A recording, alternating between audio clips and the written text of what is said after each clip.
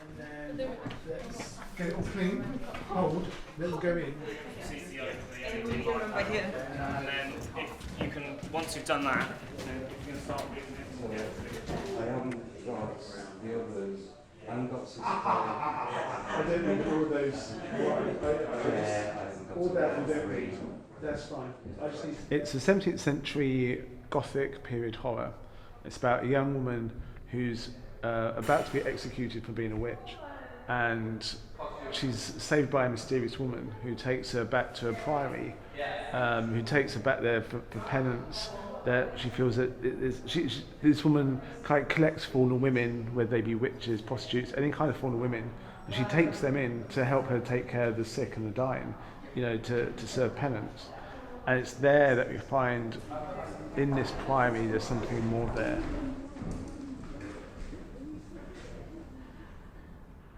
When I first read the script, I loved the fact that firstly it was period, so I've not done anything period before, and that it's a horror set in that time.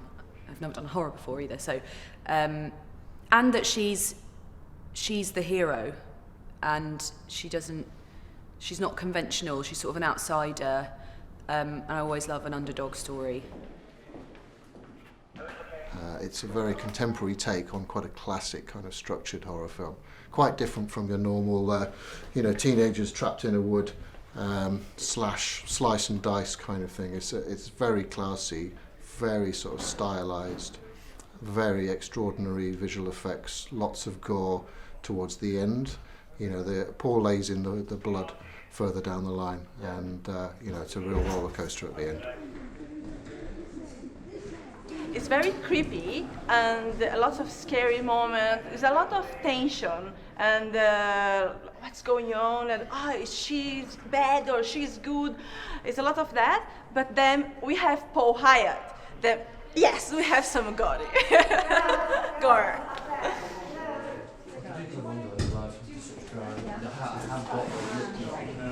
We can go specifics closer while you're doing. Paul gave me the project a little while ago, it was a couple of years ago. We made the Seasoning House together, and I've known Paul for 20 years before that. He's a seasoned professional prosthetics artist. We got on very well, we're like old mates basically, and he wanted me to produce it. I protect his creative vision quite heavily. I allow him to get away with things that other producers might not. Being working with Paul on the mic together is very nice because as they know each other from the Seasoning House, then they make jokes all the time, and I feel like another guy with them. All the jokes is very guyish. Then I really enjoy and I'm very happy.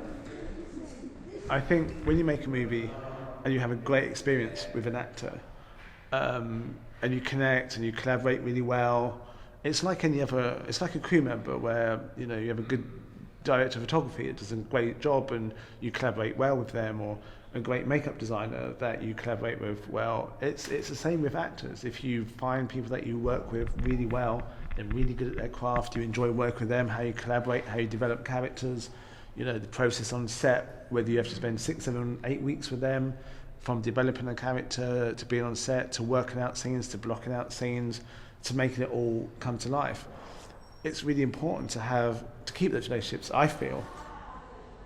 It's been a really relentless, bloody, dirty, runny, by that I mean like running around, not like ill, shoot. But I've loved working with Paul, and I hope we get to work together again actually, because I feel like we've got a really great vibe. We sort of know, I feel like I know what he's going to say, and I feel like he knows what I'm going to say before we say it. It's great. Emily, Yeah? I'll give you a cue for your line. Do you have Persephone? Yeah. Okay. Shall I start moving on it? Exactly. So let's get him all clean, then we will cut.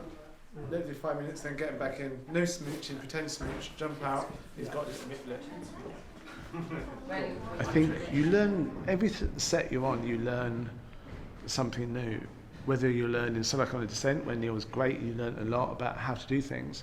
There's other movies that weren't very good, and you learn how not to do things. I think every experience you have, you learn something new.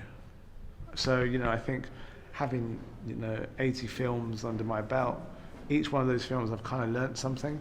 So it's an invaluable experience, I think. Shooting on location is always an obstacle. Shooting in protected buildings that are Grade 1 listed is always a big obstacle. We have special bats here that are protected, so that's you know, that's constrained our ability to be able to shoot in certain places. For example, just using smoke and using a candle is classed as a special effect in these buildings that we're at. So we don't have the freedom as you would normally have on a contemporary picture, you know, and it's expensive for a low budget film, which is, you know, this is relatively low budget. That's caused strain on our small budget, that we've had to have quite a highly paid ecologist come in to make sure the bats are protected, and you know, and we don't set fire to the place and burn down a historic monument. I found the Welsh weather quite challenging, I have to say. There was a weekend about 2 weeks ago where I thought I was going to get hypothermia. So we were shooting outside and it was just like a hurricane. But actually looking back, it's all fun. It was hilarious though. You know, for that shooting, that's what happens when you make a film in December in Wales. We are in the end of the shoot, as you know, and mentally it's very inspirational to do the next film and the next film. My body feels knocked, but because I'm so happy that I can keep going. That's brilliant. So you've got loads of enthusiasm.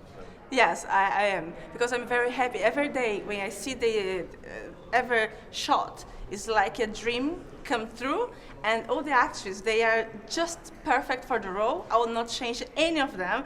Then I have a big smile on my face all the time. Dearest Persephone. Catherine. It is not the Catherine you know. Well, if it isn't my saviour. What has happened to you? My knight. My prince. Where were you when I needed you most? When I was vulnerable and I was frightened? I'm so sorry. I didn't know what was happening here.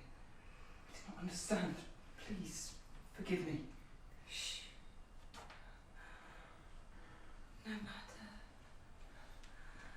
My need of you is greater now.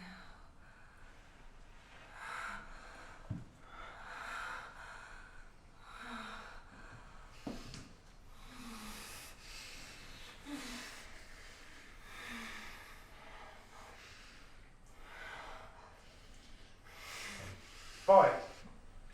Cut. Cut. Can I just get the first bit now, just a bit wider there? Yeah, let's go.